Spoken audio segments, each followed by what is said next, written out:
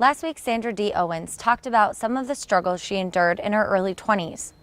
We now are continuing our conversation with her and learning about the moment she really began to shift her mind and change her life for the better. After Sandra started to feel a little bit of movement and hope with her scoliosis, she still faced setbacks constantly. She felt as if she would take 2 steps forward and then 3 steps back, meanwhile still struggling with severe anxiety. Anxiety so bad that she often couldn't leave her house. And I kind of walked out in my yard, I think it was springtime or something, and one of my kids had a little strawberry shortcake bike, and I couldn't even bend over to pick it up, but I just needed to move, I just needed to feel movement. I just started to contemplate my choices, and my choices were to drag my feet so that this bike would stop at the intersection and kind of like leave it on the side of the road and limp my way back up to my house. Or I could reach this intersection and go through it. And it kind of became a metaphor for like my whole life at the time. And all I could think of was that I was terrified to not stop because I didn't know how I was going to get back. And yet at the same time, I was terrified to stop and go back to my life the way it was. So I just coasted to this intersection and went through it and turned right and kept going, and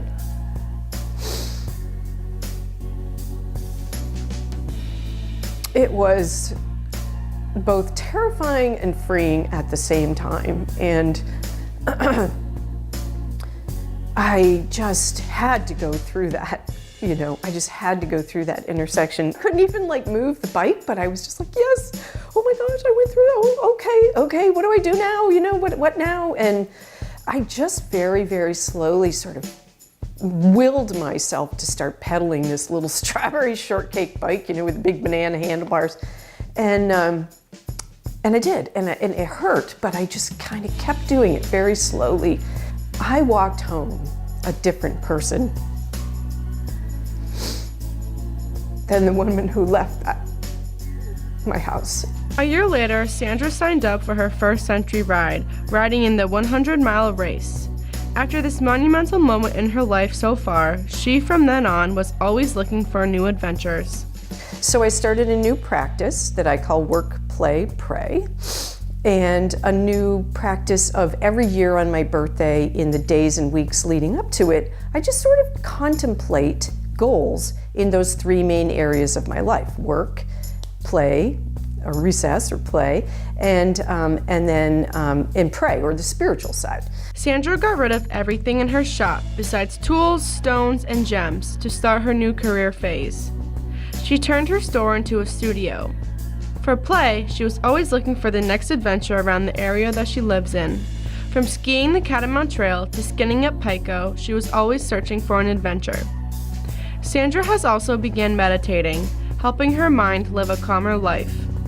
If I look at it as a daily sort of mantra for me, then I can quickly identify when I'm out of whack with one of them. When I'm not in balance with one of them, I can be like, oh right, I haven't been meditating for 3 or 4 days. And so I can kind of feel when I start feeling angsty or moody about something, I'm like, oh yeah, I better get back to that, and kind of pick that back up. And then I can quickly kind of get back into balance with that. So it's become my own little personal moniker that I live by. Sandra has turned to her wild voice to guide her in life.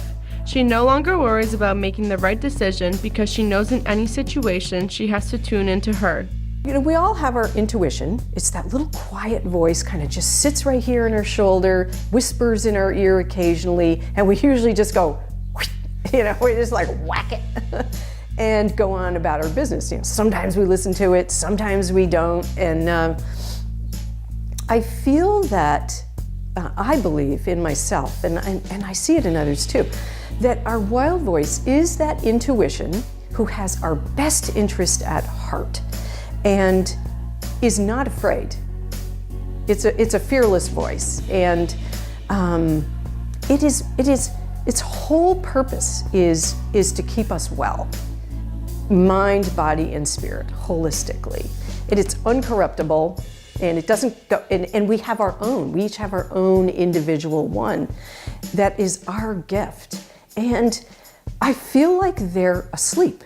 I know that she knows what she's talking about. I know that that it's a voice I can trust. And so I trust myself now. I'm not, when I have a problem, and it doesn't matter what part of me I have that problem, I'm the first one I look to now. I take time to ponder and think about, okay, here's a problem. What do I have within me to solve that problem? Fear is something that Sandra has dealt with a majority of her life. She has learned to create a healthy relationship with fear, which is something that a lot of people struggle with. Fear can play a consistent burden in people's minds, leading them to live life with anxiety. Round-the-clock anxiety for 3 years, I understand fear. I understand it very, very well. And so I also learned how to shift my relationship with it. It isn't something I overcame. It isn't something I felt I needed to conquer and beat down and be stronger than and be more aggressive and go to war with. I actually saw it as a character, as part of my nature, part of my being, as a gift to keep me alive. But it has one speed, and that speed is full on, high speed all the time. And it doesn't know how to regulate itself. It's got control issues. That's why I always say fear has control issues. It's always like, all the time, which is great for saving you, when there's a lion at the door, but I don't always have a lion at the door. I don't always need fear to be just like leaping up on top of my head and making me feel like I'm gonna die. She created an exercise that helped her and fear have a healthy relationship.